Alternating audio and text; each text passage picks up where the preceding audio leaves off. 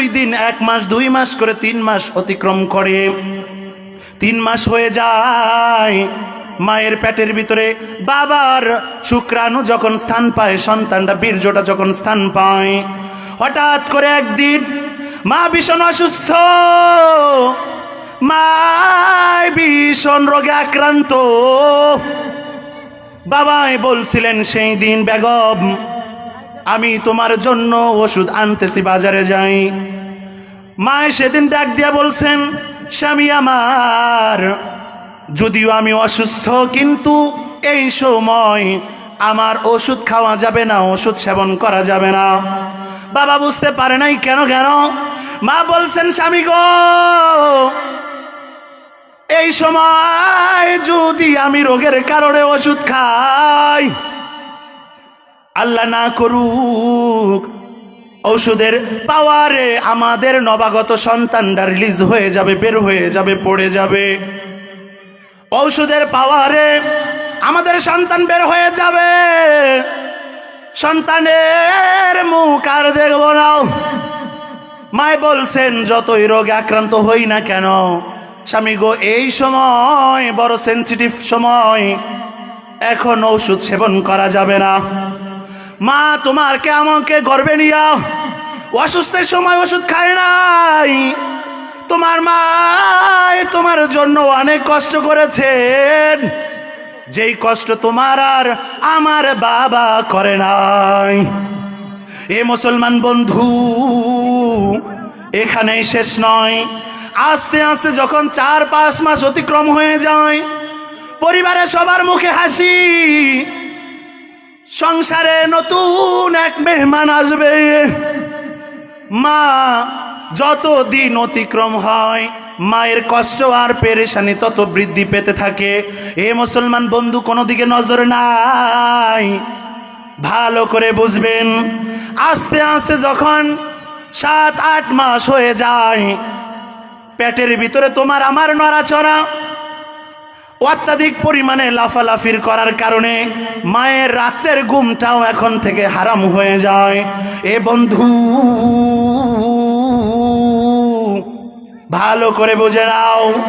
একদিন হঠাৎ করে ডেলিভারির সময় যখন কাছে চলে আসছে, পরিবারের সবাইকে মায় সবাইকে খানা খাওয়াইয়া হঠাৎ করিয়া নিজে যখন খাবার খাবে গো, পাতিলে তাকাইয়া দেখে পোড়া চাষি কিছু ভাত রয়েছে, আর কোনো ভাত নাই। মা চোখের পানি, 2 চোখের অশ্রু ঝরায়। সারাদিন কাজ আর সারাদিন পেরেশানির পরে রাত্রিবেলায় যখন খাবার খাবে, পাতিলে ভাত নাই। এমন সময় যখন পোড়া কিছু ভাত নিয়া, কিছু তরকারি নিয়ে যখন মাখানি দিছে, ভাতের নলা মুখে উঠাইয়া দিছে, ওই সময় তুমি আর আমি পেটের ভিতরে লাফালাফি শুরু করে দিয়েছি।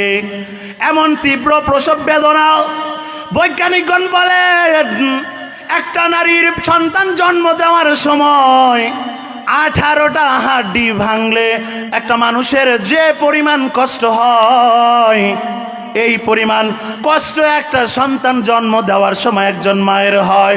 এ মুসলমান বন্ধু, কেন রাসূল বলছেন মায়ের খেদমত করবা? অযৌক্তিক বলে নাই, যুক্তি আছে। এই সন্তান প্রসবের বেদনা তোমার বাবা পায় নাই, তোমার মা তোমাকে নিয়ে সন্তানের প্রসবের বেদনা কষ্টটা তোমার মা সহ্য করেছে। এ মুসলমান বন্ধু, কোনো দিকে নজর নাই, মনোযোগ দিয়ে শুনবেন। হঠাৎ করে তোমার নড়াচড়া, হঠাৎ করে পায়ের শরীরের ভিতরে তোমার ব্যথা অনুভব। এবার মা তার স্বামীকে ডাক দিয়া বলে, স্বামী আমার, আমাকে ধরে ঘরে নাও। এ বন্ধু, বাবা যখন স্ত্রীটাকে নিয়ে ঘরে নিছে, এবার জিজ্ঞেস করে কেন গো তুমি এমন করো?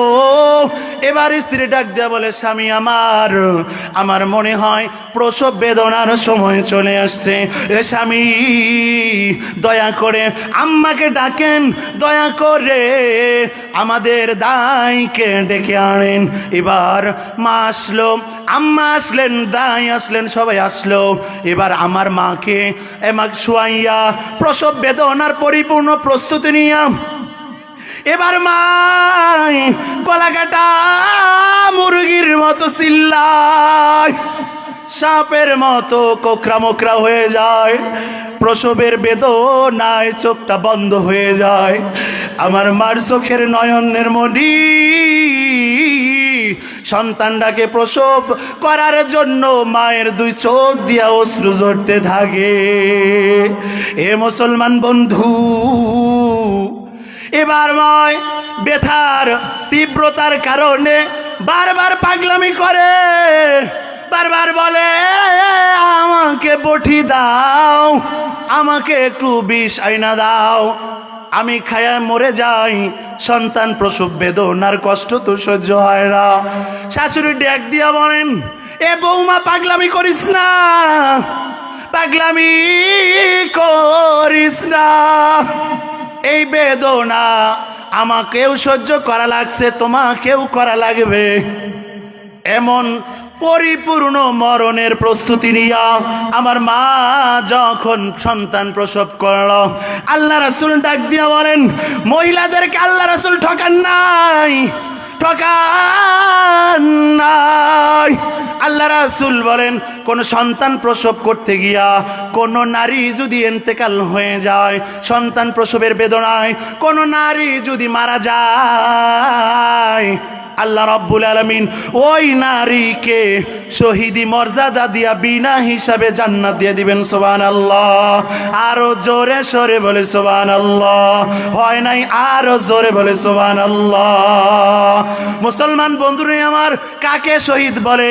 শহীদ বলা হয় যারা দ্বীন ও ইসলামের জন্য, দ্বীন ও ইসলামের ঝান্ডা উঠিয়ে রাখার জন্য বেঈমানের সাথে যারা যুদ্ধ করিয়ে ইন্তেকাল করে তাদেরকে শহীদ বলা হয়। আল্লাহ বলেন ওই সমস্ত শহীদদের বিনা হিসেবে জান্নাত। সুবহানাল্লাহ।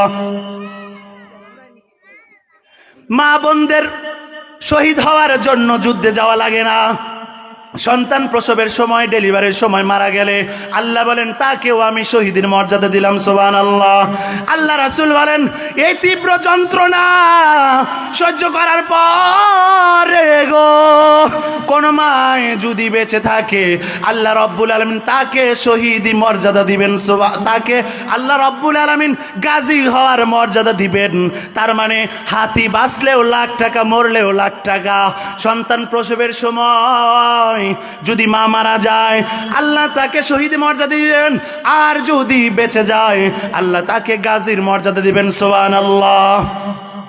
মুসলমান বন্ধুরে ভালো করে বুঝবেন, তাম যন্ত্রণা কিন্তু মায় একা সহ্য করেছেন।